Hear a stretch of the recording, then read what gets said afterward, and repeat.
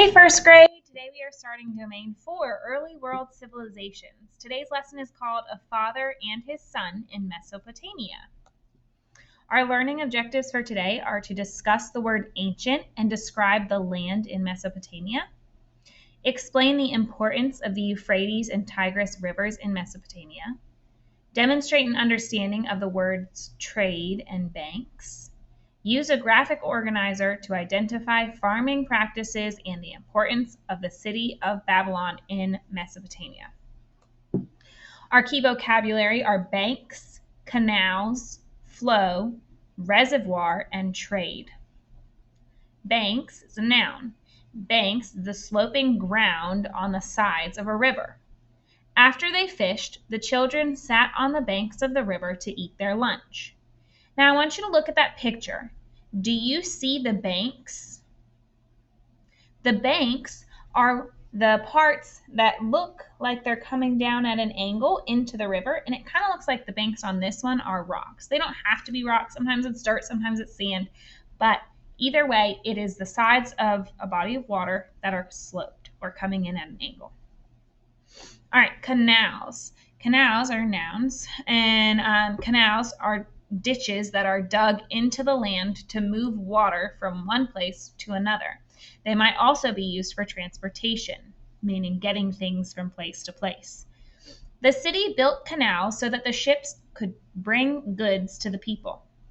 So if you look at this picture, you can see the body of water that kind of looks like a road, okay? And it didn't used to have water there, okay? It used to be land all the way across, but these people came in and they started digging and they dug a ditch, and then they had water put in it, and now they can use it to go from one body of water to another.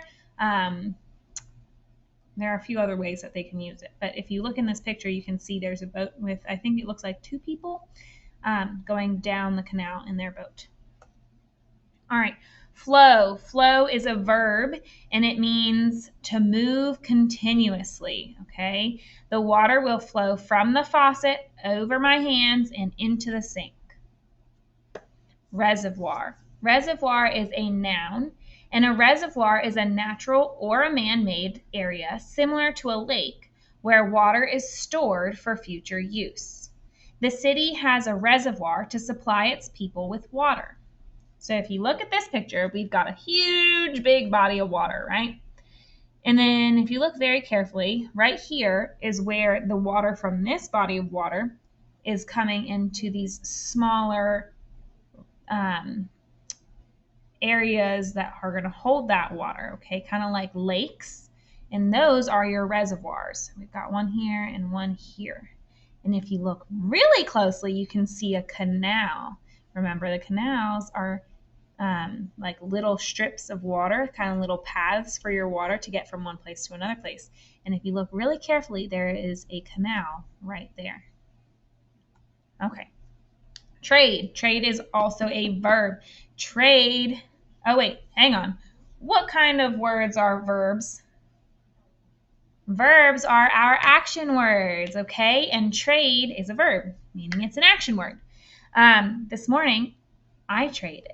And I'll tell you about that as soon as I tell you what trade means. So trade means to exchange goods, okay? And you might trade on a daily basis, okay? Like I trade on a daily basis. So this morning, I woke up and I said, I want some coffee this morning, but I always want coffee. So I walked over to the coffee shop and I said, I would like some coffee, please. And they said, okay, we need $5. And I said, okay. So I pulled out my wallet and I opened it up and I took out $5 and I gave it to them. And when I gave them the $5, they in return gave me my coffee. Yum, yum, yum. So I traded them money for coffee, okay? All right, let's talk about where we are. So who knows where the continent of Asia is in this picture? We talked about Asia when we were talking about our fairy tales. Okay, let's see. Do you remember? Asia in this picture is anything that's green, okay? So it's this area all over here. That's the continent of Asia. So this right here, though, this is still part of Asia, but this is known as the Middle East, okay? And right here, this spot right there, is Iraq, and it is one of the countries that are in the Middle East. Have you ever heard of the Middle East or Iraq? Well, people have been living in this area for thousands of years, but the area has not always been called the Middle East. In ancient times, part of it was called Mesopotamia. I want you to describe the picture. What do you see? I see a desert. I know it's a desert because I don't see many plants or animals. I see lots of sand. I don't really see much around there, right? Okay, so the land in Mesopotamia was mostly desert. So most of Mesopotamia was desert, okay? I want you to think about the kind of plants and animals and the weather that you might see in the desert. Do you see a lot of plants and animals in the desert? No. And do you know why?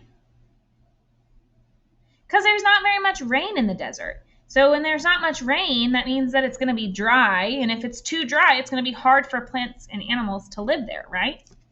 So it's easier for plants and animals to live in areas with fertile land. And fertile just means that the soil in these areas is rich in nutrients and water, which makes it easier for those plants and animals to live.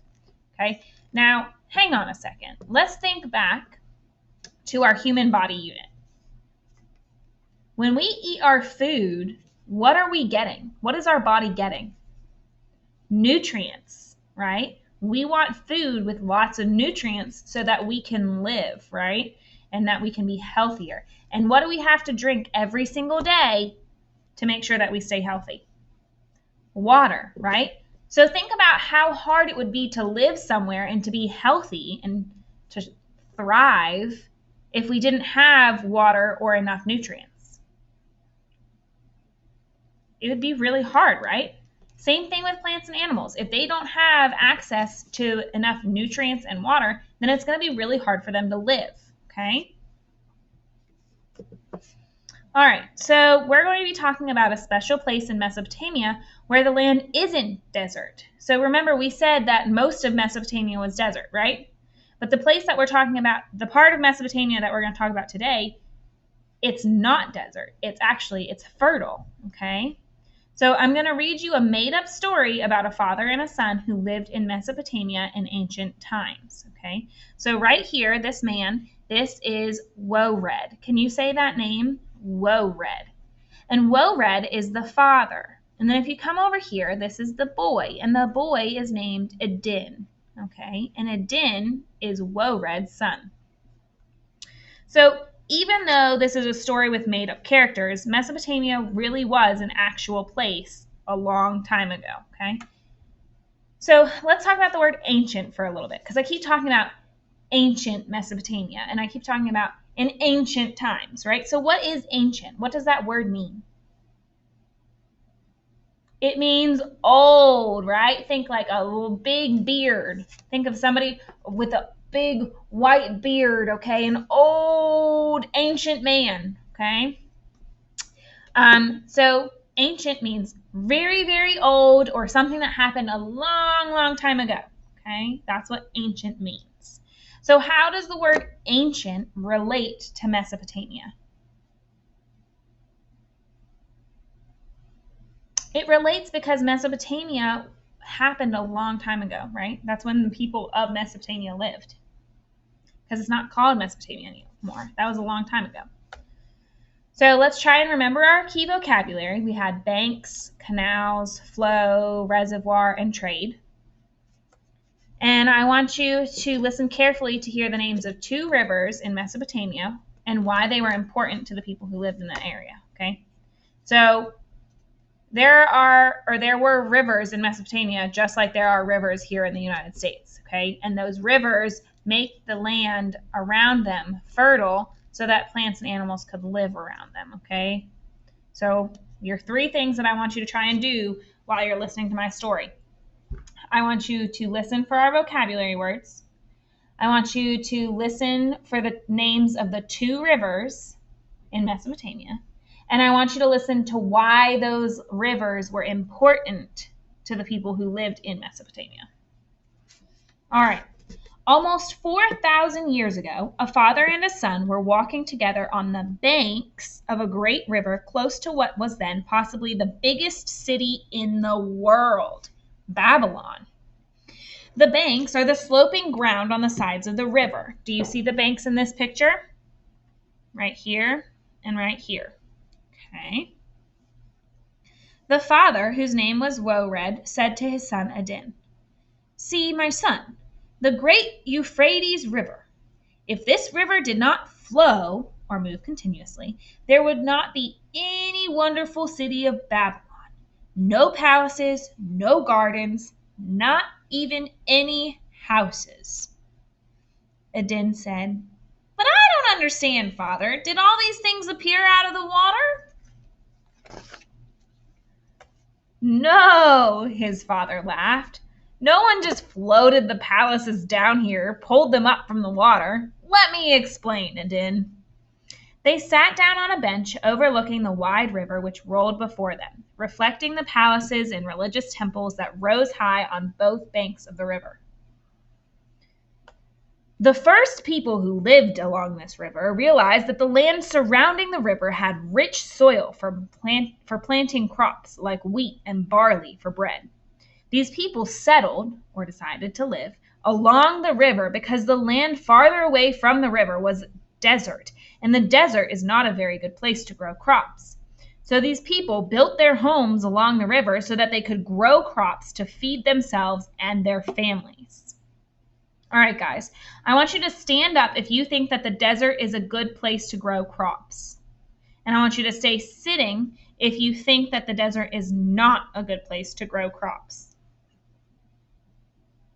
You should all be sitting. The desert is not a good place to grow crops, remember, because it's too dry, it doesn't have the water or the nutrients that those plants and animals need to grow and live. Now, let me ask you a question, Adin.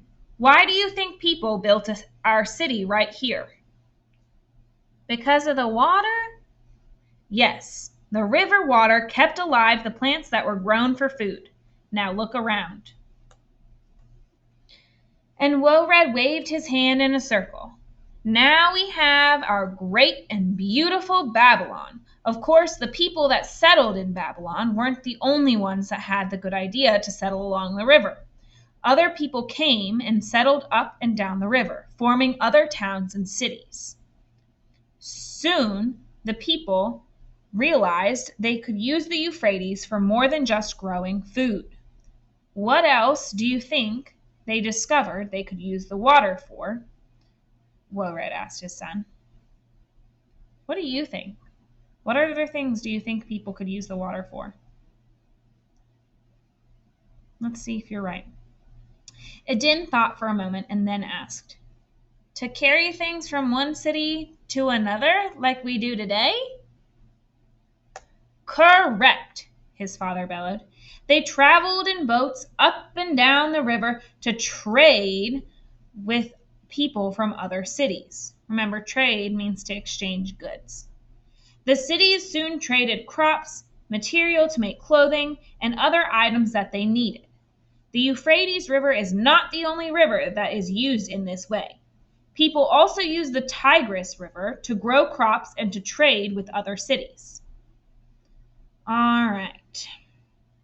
So both rivers were used in Mesopotamia for growing crops and trading.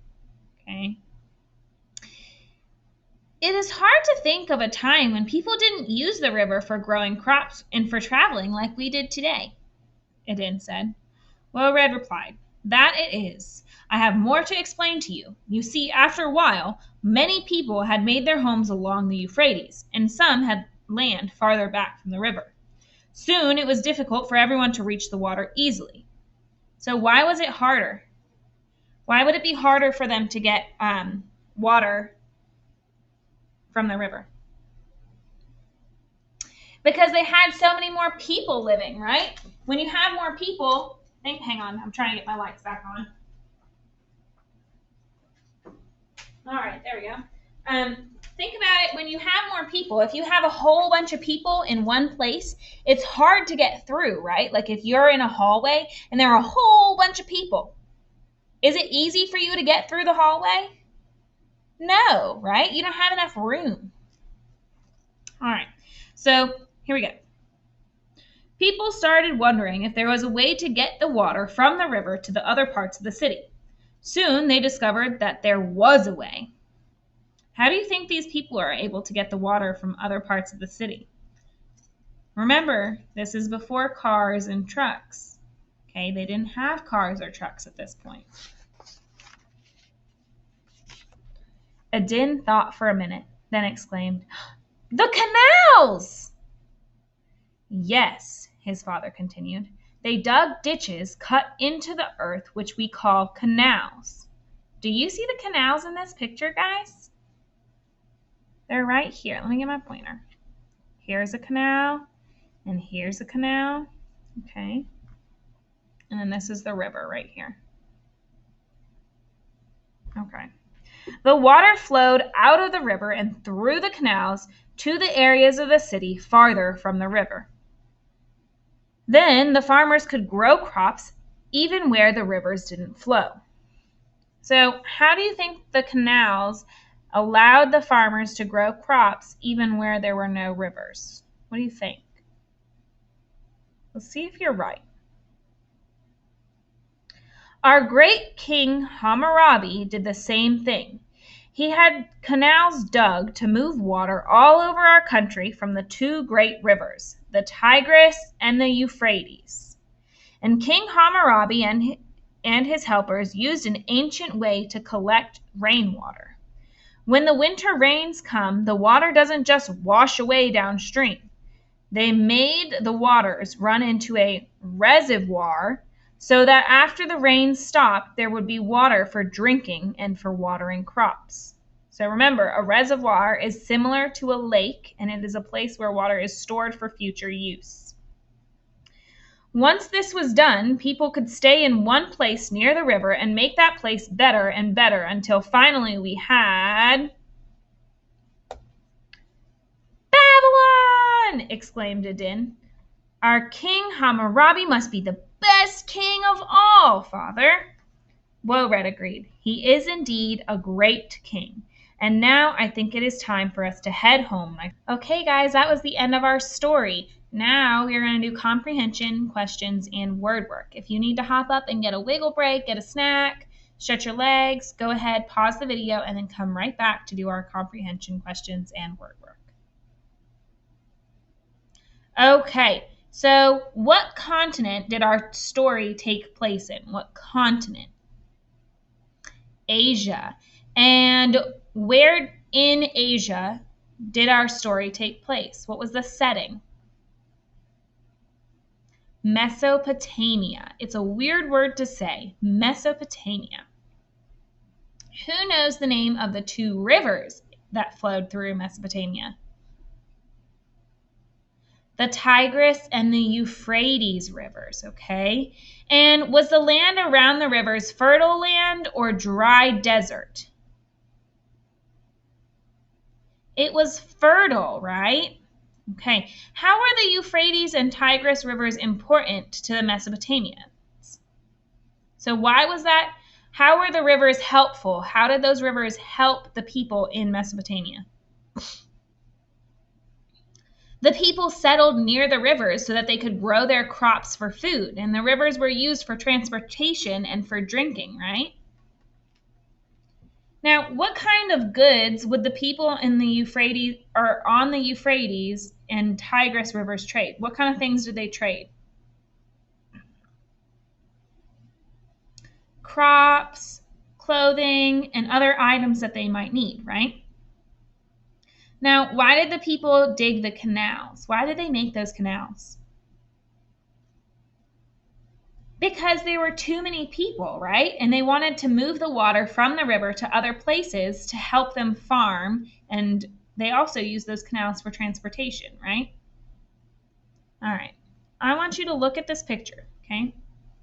So in this picture, I want you to think, why did the people settle in the city of Babylon near the Euphrates River? So why did they want to live there? They settled there so that they could grow crops easily, right? And then they developed it into a city because more people lived there. How would you describe the city of Babylon? There were lots of buildings, including a palace. It was near the river, right? Lots of people. Okay, so could the Mesopotamians have settled in this area if it had not been on the banks of the Tigris and Euphrates rivers? So if the rivers weren't there, do you think that the people could have settled there? And I want you to tell me why or why not. No, they couldn't have settled there, right? Because they needed water from those rivers so that they could water their crops and so that they could drink water. They needed that water, okay? So if they didn't have the rivers, they wouldn't have been able to live there. All right, in the read aloud, you heard me say they traveled in boats up and down the river to trade with other people from other cities. I want you to say the word trade with me. Trade. Can you say it in a whisper voice? Trade. How about in a mouse voice? Trade. How about in a monster voice? Trade. Trade means to exchange goods. My sister wanted me to trade my crayons for her markers. Have you ever traded something with someone? I want you to use the word trade when you tell about it, okay? All right. So, hang on. Let's talk about... Okay, we're going to talk about this picture, okay?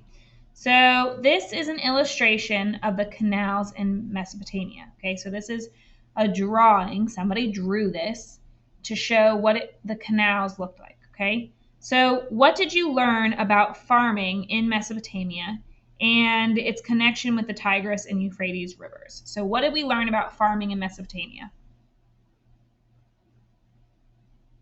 They wanted it to be near the rivers, right? They wanted to be close to the rivers because that's where all the water is. But when they couldn't get the water because their land was further back or further away from the water, what did they do? They dug those canals. Exactly. And then let's look at this one, okay? So this is a picture or an illustration of the city of Babylon. So that's the city that they lived in, okay? What did you learn about Babylon?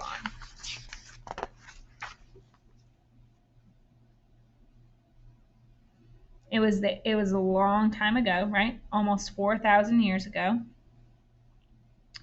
And it's near the rivers. And the reason that it's there is because of the rivers, right? People wanted to go and live there because they knew that the land was fertile and they could grow crops there to feed themselves and their animals and their families, okay? All right, so let's talk about the word banks, okay? So in the read aloud, you heard almost 4,000 years ago, a father and a son were walking together on the banks of a great river. I want you to hold up 1, 2, or 3 fingers to show which image on the poster shows this same meaning of the word banks. So we've got 1, 2, or 3. Which of these pictures shows the banks that we talked about today? You should be holding up number 1 finger, right? Just 1 finger. Because we were talking about the banks that slope into a river, okay? So banks can also mean something else. Banks can also refer to businesses where people either keep their money or borrow money that they later have to pay back. I want you to hold up 1, 2, or 3 fingers to show which picture in this poster shows that kind of meaning, which is the place where you can either keep your money or borrow money that you later have to pay back. 1, 2, or 3. 2, right? This is where you would go if you ever gone with your mom or your dad or somebody in your family, gone to the bank. Okay. Banks can also mean small containers where you can save your money. Which picture am I talking about now? 1, 2, or 3? 3, right? It's a piggy bank. So I want you to talk about what you think of when you see these kind of banks, okay? I want you to think about if we were talking about number 1 bank, right? I might think about water or trees or sand or maybe the beach, right? Maybe I have a memory at the beach that I think about. When I'm thinking about number 2 bank, what kind of things do you think about? I think about when I was really little and my mom would have to go to the bank, and I would go with my mom and my sisters to the bank. And anytime we would go, my sisters and I would get a lollipop. Okay. And if I'm thinking about number 3, I might think about the piggy bank that I had that was that looked just like the piggy bank in Toy Story. Okay. So I want you to just look at these pictures and talk about the word banks and think about some memories that you have with any of these kinds of banks. Okay. All right. Let's make sure that we went through all of our learning objectives. So we were able to talk about the word ancient and describe the land in Mesopotamia, right? We were able to explain the importance of the Euphrates and Tigris rivers in Mesopotamia. We were able to demonstrate an understanding of the words trade and banks. And we will be able to use a graphic organizer to identify farming practices and the importance of the city of Babylon in Mesopotamia. Okay. Awesome job, friends. I will see you next time.